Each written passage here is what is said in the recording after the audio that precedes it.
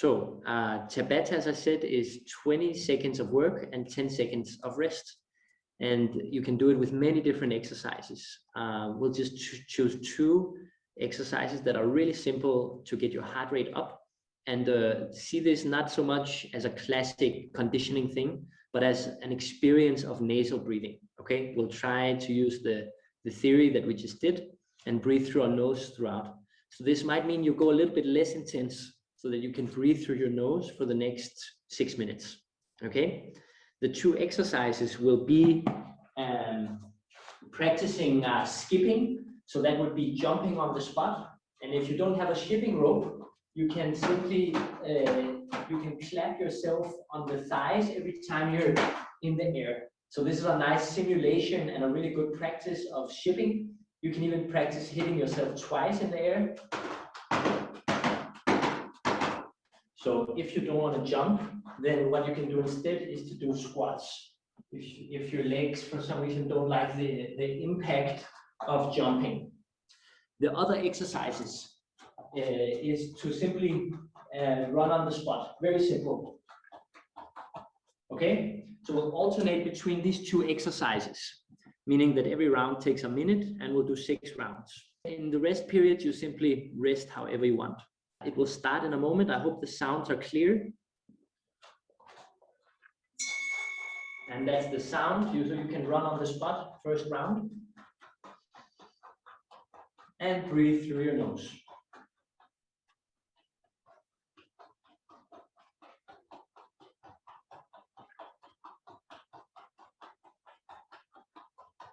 Simply pick a tempo that works for you and pause. You can walk around, continue here to take some deep breath through your nose.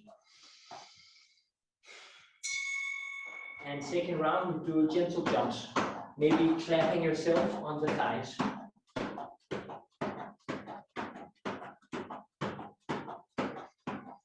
Breathing through the nose.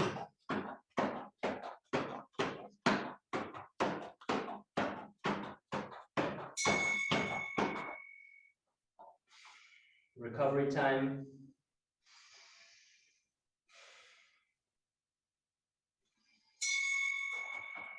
And running on the spot. You can tune up the speed here or down depending on your needs.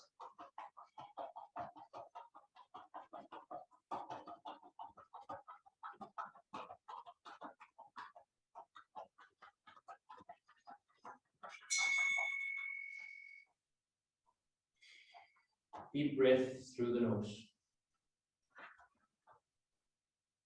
You can rest anyhow you want. And jumping. Clapping yourself if you want. You can also not do that, depends.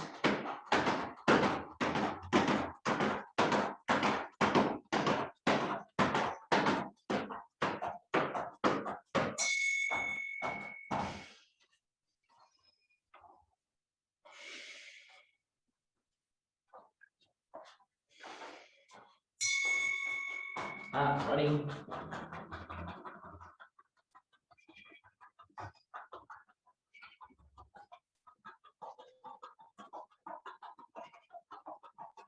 Notice how it feels to be active but breathing through the nose.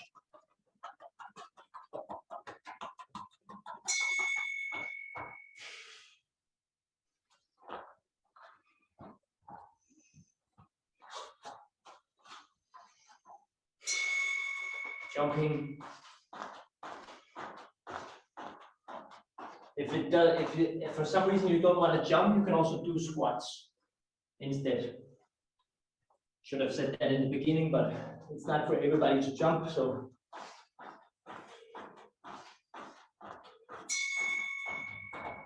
So I think that was the halfway mark. Continue breathing through the nose.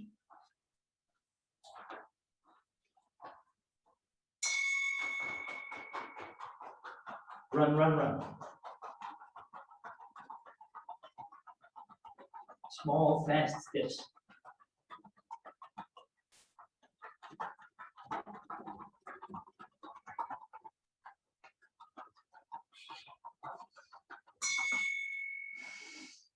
Woo.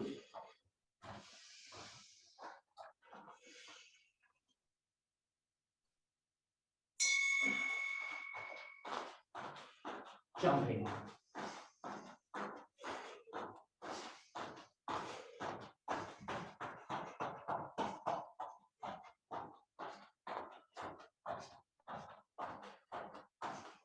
Many ways to jump.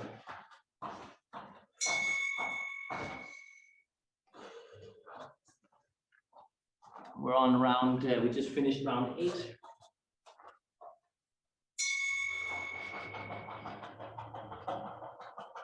So 2 full rounds more to go. Completing 12 cycles of Tabata total.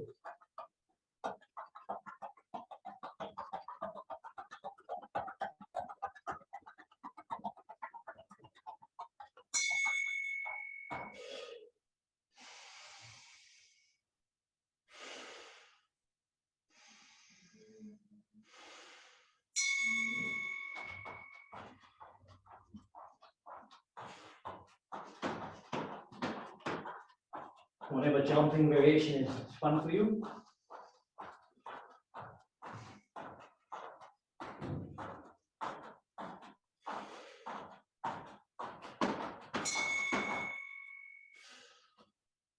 Coming up on last round, friends.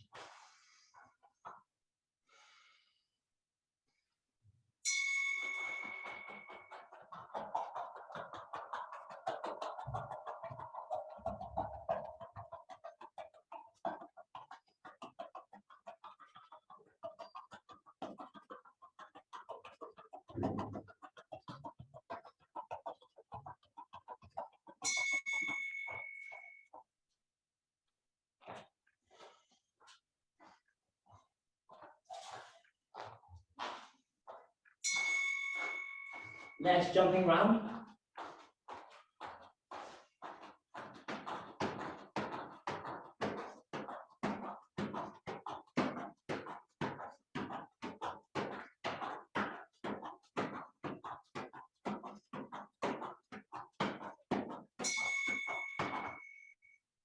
Time. Breathe through your nose until you have recovered.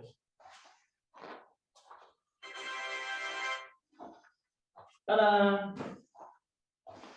Again, continue breathing through the nose until you get your breathing rate, heart rate a bit down. If you want, you can feel your heart rate.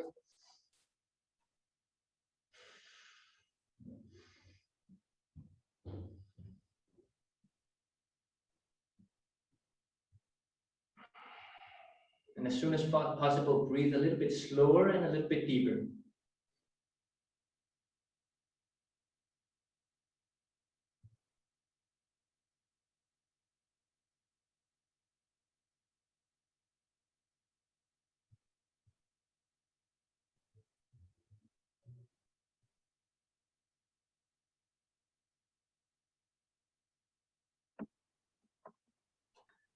Or does any of you want to share a reaction? How was that?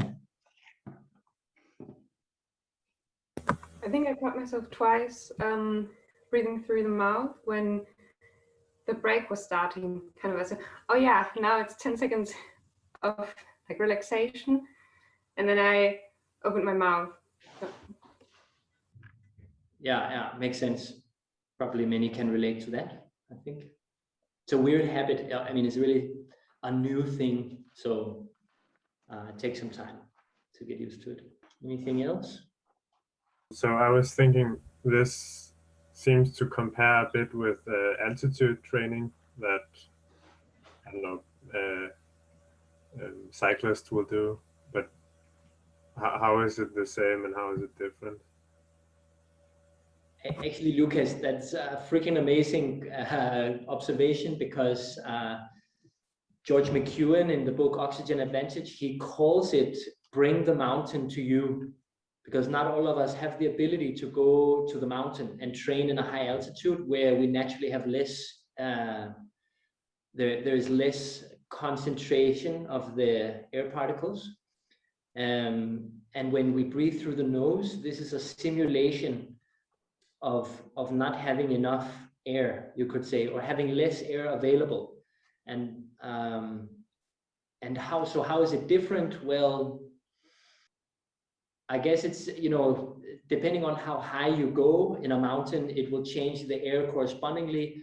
Also depending, and when you just start breathing through your nose, that is just kind of a random rate limiter on your breathing frequency and breathing speed. So bring the mountain to you, or these techniques don't only include breathing through your nose, but also include many ways that you can purposefully reduce your breathing, not only by just breathing through the nose, but also by holding your breath, for example, or breathing more slowly than you want to. So now we're just kind of doing a workout and we're breathing harder, and we're not adding in breath holds to while we are working, which can be super uncomfortable and also a really great training, because what is so great about it is that you don't even, for those of us who cannot run, for example, if you have an injury, then doing breath holds or doing breathing less than you need, kind of bringing the mountain to you, is a great way to stay cardiovascularly kind of fit, even though you're not able to do the usual activity, whatever sport you're playing or if you're running. So that's a really good benefit of holding your breath or breathing through the nose.